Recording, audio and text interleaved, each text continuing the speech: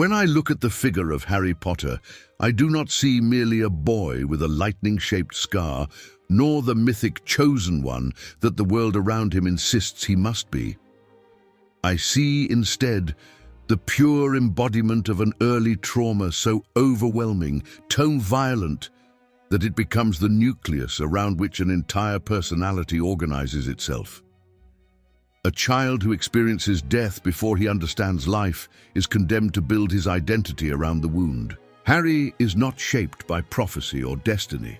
He is shaped by the night he lost his parents, by the scream that he cannot remember, and by the scar that remembers everything for him. The scar upon Harry's forehead is not simply a mark, it is a psychic monument. It is the externalization of an internal rupture, the visible signature of a terror that could not be processed by an infant mind. Trauma that early does not fade.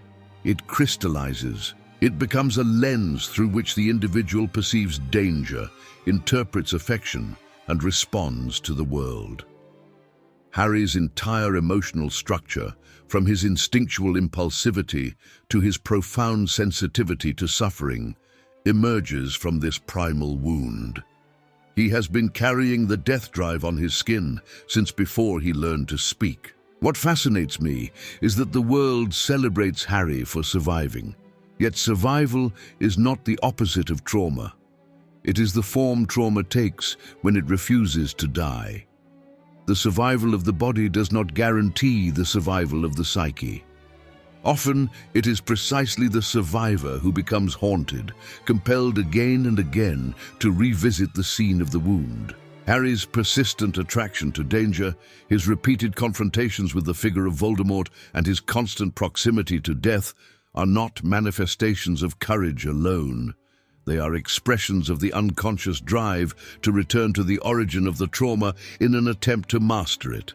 Living with a trauma that predates memory generates a particular form of emotional loneliness. Harry does not simply live without parents, he lives without the symbolic scaffolding that parents provide. The narrative of belonging, the sense of being rooted in a world that welcomes you. This absence creates a void, and the psyche fills every void with fantasy. For Harry, Hogwarts is not merely a school, it becomes the replacement for a lost home, the surrogate womb that gives structure to a self formed in the shadow of violence. In the magical world, Harry is not the unwanted nephew, he is the beloved member of a community. Trauma always seeks a place to reorganize itself, yet the shadow of his past follows him. Harry's intolerable sensitivity to injustice, his immediate identification with the suffering of others, and his aversion to cruelty are not moral virtues alone. They are psychological compensations. A traumatized child grows into an adult who feels pain with unusual intensity because his psyche has been trained by rupture. He recognizes abandonment in a friend's distant tone, betrayal in a hesitant gesture, danger in a whisper. Trauma teaches vigilance, and Harry's hyper-awareness is not heroic instinct. It is the residue of terror. One must understand that confrontation with Voldemort is not only a battle between good and evil, it is a duel between the survivor and the source of his psychic fracture. Every time Harry faces Voldemort, his unconscious revisits the night of the murder, not to relive pain, but to attempt to rewrite the ending. It is the ultimate reenactment. The child who could not defend himself becomes the adolescent who tries to seize control of the narrative. Trauma always seeks mastery, even when mastery is impossible. Harry's relationship with death is shaped by this constant psychic return. He does not fear death in the way ordinary children do, because he has already been introduced to it intimately. For him, death is not a stranger, it is a companion, a shadow that whispers in his dreams, a presence that walks beside him through every corridor of Hogwarts. This proximity to mortality explains his courage, but also his melancholy, his sense of isolation, his quiet understanding that life is fragile and temporary. A traumatized psyche grows up with one foot already in the beyond. In the end, Harry Potter survives not because he is chosen, but because he is wounded. And this is the paradox. The very scar that represents his trauma is also the mark of his resilience. For trauma is not the end of the story. It is the beginning. Harry is the boy who lived, yes, but he is also the boy who carries the imprint of death as a guide. Everything he becomes, brave, compassionate, impulsive, loyal, emerges from the wound he never asked to receive. His identity is not a prophecy fulfilled. It is a trauma sublimated. When I examine the figure known as Voldemort, I do not see merely a villain adorned with serpentine features and driven by a lust for domination. I see the externalized form of what lurks in every human psyche, the unfiltered id, stripped of conscience, guilt, and the softening influence of love. Voldemort is not the invention of a magical world. He is the revelation of what the mind becomes when the protective layers of repression dissolve. He embodies the instincts that civilization trains us to conceal. The hunger for power, the refusal of mortality, the rage against weakness. Human beings spend their lives attempting to tame the instinctual forces that lie beneath the surface.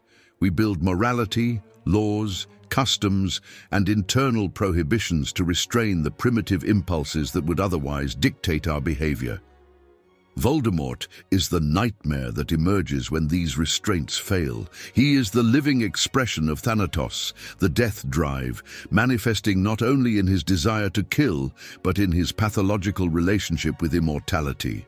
Paradoxically, those who fear death the most are often those most aligned with the death drive, for their obsession reveals an unconscious intimacy with destruction. Voldemort's pursuit of eternal life is, in truth, a dance with death. What fascinates me most is his origin. Tom Riddle is not born a monster.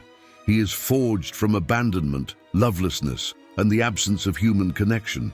When a child is deprived of affection, the psyche creates a shell to protect itself, a defensive armor that gradually becomes indistinguishable from identity.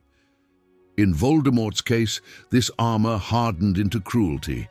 The absence of love did not merely scar him, it amputated the very capacity for empathy. Without empathy, the id has no opposition. It can operate freely, pursuing gratification at any cost. Voldemort is what becomes of a psyche that never learned tenderness. Voldemort's rejection of his own origins is deeply symbolic. His hatred of his Muggle father, his denial of his half-human nature, and his obsession with pure blood are not political ideologies. They are psychological defenses. To reject what one is ashamed of is to split oneself in two. Voldemort attempts to eradicate the parts of himself that represent weakness, vulnerability, or dependence. He destroys his past so that he may pretend to have transcended it. Yet the very intensity of his denial reveals the truth. The id is always haunted by what it rejects. Voldemort's cruelty is not strength. It is a fragile psyche at war with its own reflection. One must understand that Voldemort's violence is not random. It is the logical consequence of a psyche that has dismantled the superego, the internal authority responsible for moral judgment. Without the superego, nothing restrains the id's impulses, not guilt, not shame, not empathy. Voldemort does not kill for pleasure alone. He kills because life means nothing to a being who recognizes only power. To him, others are not subjects but objects, tools to be used or threats to be eliminated. This is the pure form of instinct, ungoverned by conscience. Survival, domination, possession. His inability to love is often treated as a curse, but I interpret it differently. It is the natural consequence of a psyche that closed itself off from vulnerability. Love requires surrender, softness, and trust, all traits Voldemort associates with danger. To love would mean allowing another person to influence him, to affect him, to create emotional dependence. For the id, such dependence is intolerable. Thus, Voldemort's emotional isolation is not a flaw, but a strategy. He eradicates love so that nothing can threaten his control. Yet this control is an illusion, for the psyche without love becomes hollow, devoured from within by its own hunger. The creation of Horcruxes reveals the ultimate perversion of the self. To tear one's soul is to enact externally what the psyche is already experiencing internally. Voldemort fragments himself because he is already internally fragmented, split between the child who feared abandonment and the monstrous identity he built to ensure it never happened again. Horcruxes are not artifacts of immortality. They are monuments to dissociation. They represent a psyche that has lost wholeness and seeks to escape its own fractures by embedding them in the world. In the end, Voldemort is not merely Harry's enemy. He is Harry's shadow. The path Harry might have taken had love not intervened. Voldemort represents the terrifying possibility that lies inside every human, the capacity for unchecked instinct, the temptation of absolute power, the refusal to accept mortality. He is the id unleashed, the darkness we spend our lives repressing. To confront Voldemort is not to confront a dark wizard. It is to confront the darkness that dwells within the human soul. And what destroys him ultimately is what he could never understand: love, the one force capable of restraining the id and restoring the unity of the self. When I look upon Hogwarts, I do not see merely a school of magic. I see an exquisite metaphor for the human psyche in all its complexity. Its vast corridors, its hidden rooms, and its unpredictable architecture mirror the labyrinthine structure of the mind itself. Every passageway represents a psychological pathway, every staircase a shifting mechanism of memory, and every forbidden area a domain where repression has placed its heaviest locks. The castle is not simply a setting. It is a living portrait of what it means to have a mind, a place where reason and instinct coexist in perpetual tension. To understand Hogwarts is to understand that the psyche is not static. It moves, changes, hides, and reveals itself depending on one's inner state. Just as staircases shift direction without warning, the human mind rearranges its priorities, memories, and emotional connections depending on unconscious forces beyond our control. The castle's unpredictability reflects the instability of psychic life. Thoughts appear uninvited, memories resurface suddenly, and desires once buried claw their way back to consciousness. Hogwarts is the topography of the unconscious, constantly reconfiguring itself as the individual grows. The presence of secret chambers fascinates me most deeply. Rooms that appear only to those who need them, such as the Room of Requirement, mirror the mechanisms of wish fulfillment and repression. The mind reveals certain memories or fantasies only when one is psychologically prepared to confront them. What one needs, in unconscious terms, is often what one has avoided. Thus, the castle's ability to materialize what is hidden reflects the way the unconscious constructs dreams, fulfilling desires while simultaneously disguising them. Hogwarts itself behaves like a dream, familiar yet distorted, comforting yet dangerous. Even more symbolic are the forbidden areas, the third-floor corridor, the dungeons, the chambers reserved for dark arts. These represent the shadowed portions of the psyche where dangerous impulses are stored. Instincts, traumas, and desires that society deems unacceptable are relegated to these darkened hallways. Students are warned not to enter, just as individuals are warned not to confront their darkest impulses. But make no mistake, the forbidden always calls to the psyche. Hogwarts teaches us that what is hidden exerts more power than what is allowed, and that the mind's darkest corners are never truly silent. Hogwarts also contains spaces of light, the towers, high-reaching and open to the sky. These represent the superego, the aspirational, moral, and elevated dimension of the psyche. From such towers, one can observe the larger world, much like the superego watches over the impulses of the id and the conflicts of the ego. The light-filled rooms of the upper floors symbolize introspection, self-knowledge, and moral reflection. They contrast with the deep dungeons below, where instinctual forces simmer. The castle's verticality is no accident. It captures the hierarchy of psychic life, from primal instincts at the bottom to moral ideals at the top.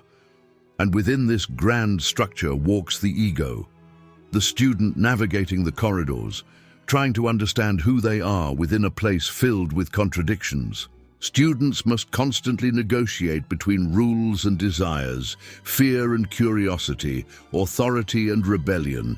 This is precisely the role of the ego, to mediate between the demands of the superego above and the temptations of the id below. Hogwarts, therefore, is not merely a building, it is the stage upon which the entire drama of psychological development unfolds. Every lesson, every conflict, every discovery is an encounter with the self. The presence of ghosts within the castle also carries profound symbolic meaning.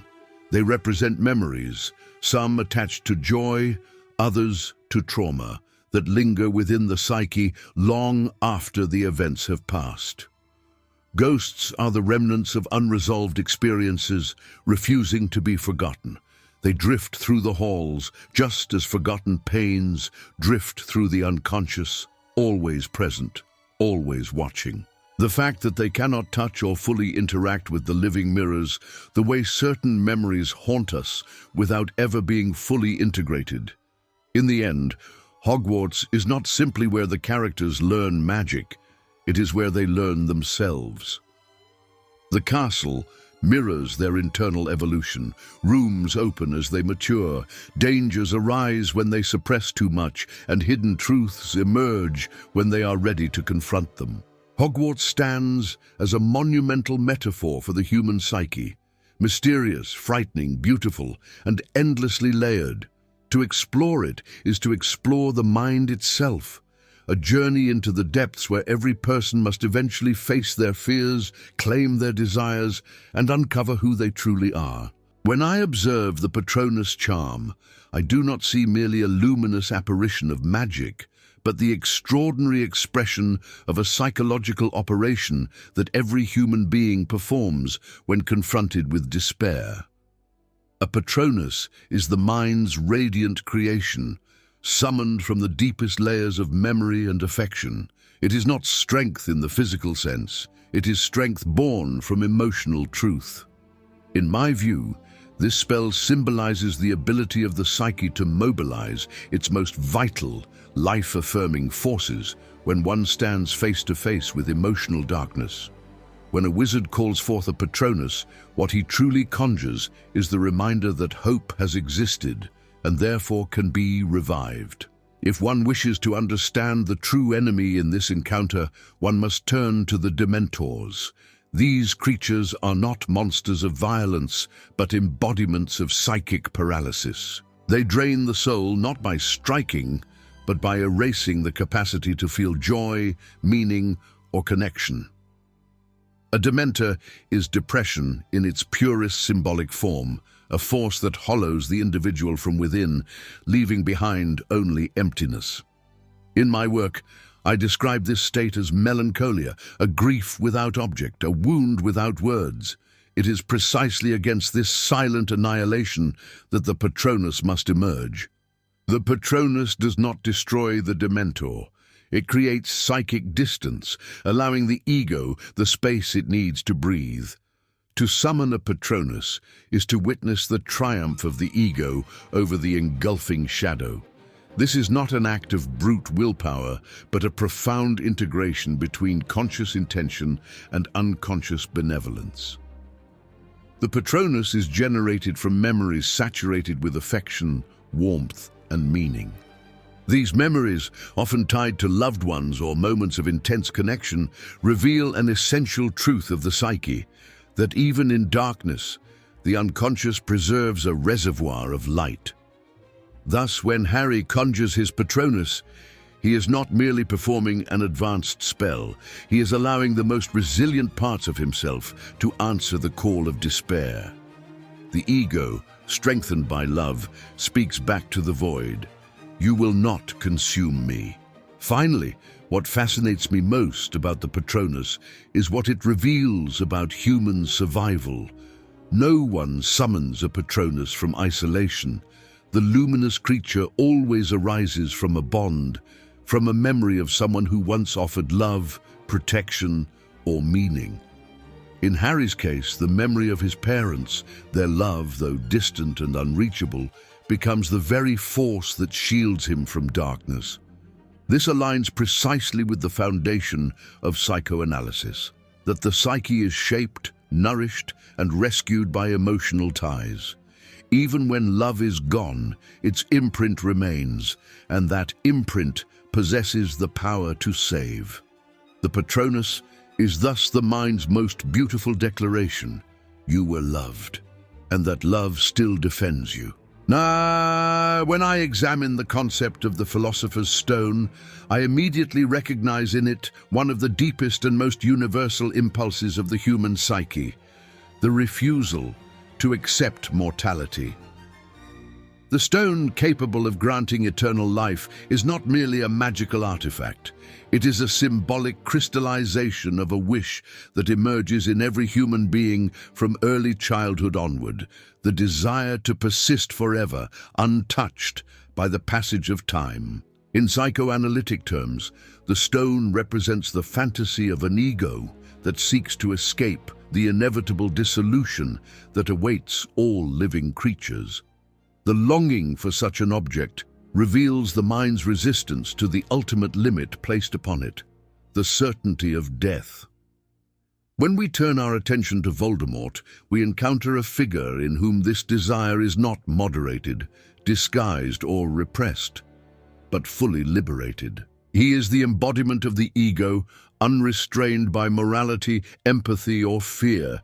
He pursues immortality with the same fervor with which a child clings to the illusion of omnipotence.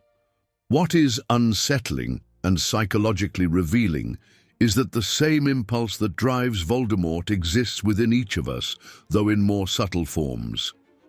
Every attempt to leave a legacy, to be admired, to be indispensable to others, arises from the same unconscious terror, the fear of vanishing without significance. Voldemort merely dramatizes this internal conflict, stripping it of its civilized disguise. The Philosopher's Stone also exposes a paradox within the ego itself. While it strives to maintain cohesion, strength, and continuity, it is simultaneously haunted by fragility. The ego knows, even if unconsciously, that it is temporary. Therefore, it invents countless strategies to defend itself from this knowledge. Denial, grandiosity, obsession with achievement, the pursuit of power, and in extreme cases, the fantasy of literal immortality. In this sense, the stone serves as a mirror in which the psyche confronts its own desperation. It shows us how far the ego will go to avoid confronting the truth that terrifies it most, that existence is finite. Yet what fascinates me most in this narrative is the message that the pursuit of immortality ultimately destroys the self it seeks to preserve. Voldemort's fragmentation of his soul into Horcruxes reveals a profound psychological truth.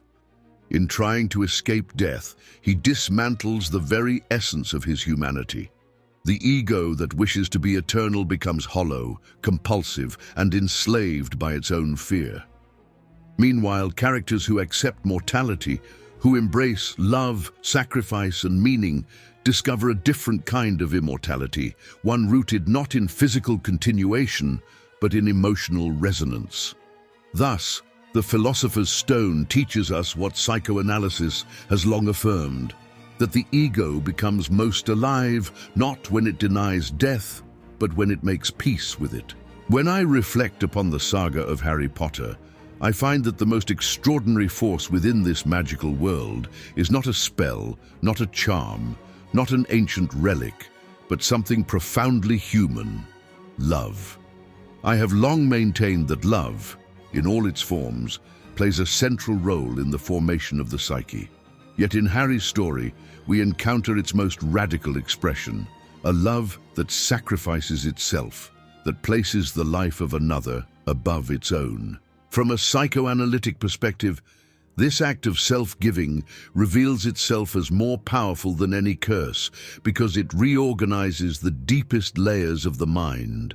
Love becomes a protective imprint, a psychic shield that persists long after the physical gesture has ended.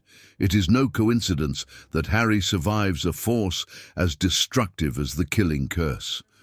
What saves him is not a counterspell, but the emotional legacy left upon his psyche by his mother's sacrifice.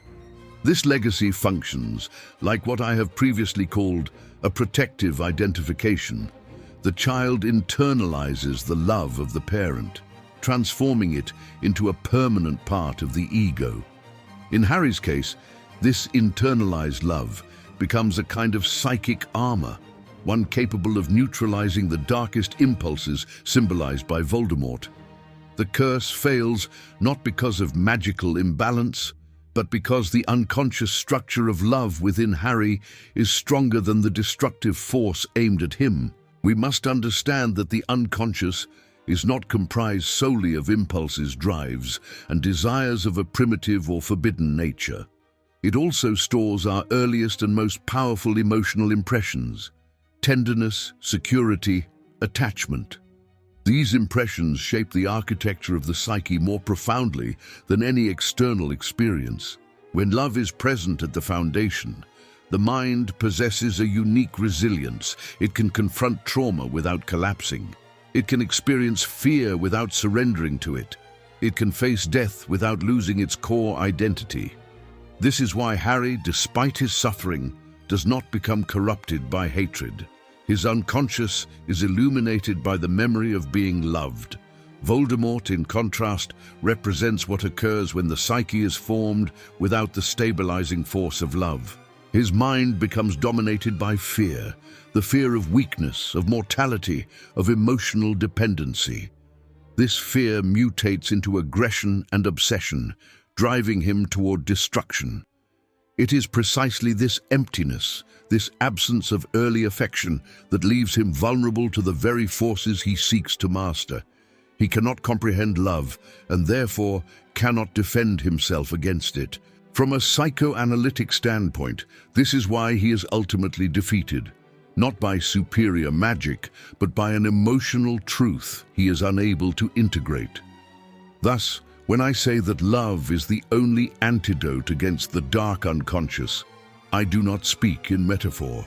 I speak of a structural reality. Love reorganizes the psyche and fortifies the ego against its own destructive tendencies. It transforms raw instinct into purpose, fear into courage, suffering into meaning. In Harry, love becomes destiny not because it chooses him, but because he internalized it so deeply that it defines who he is. It is not magic that protects him. It is the emotional architecture built by affection, sacrifice, and memory.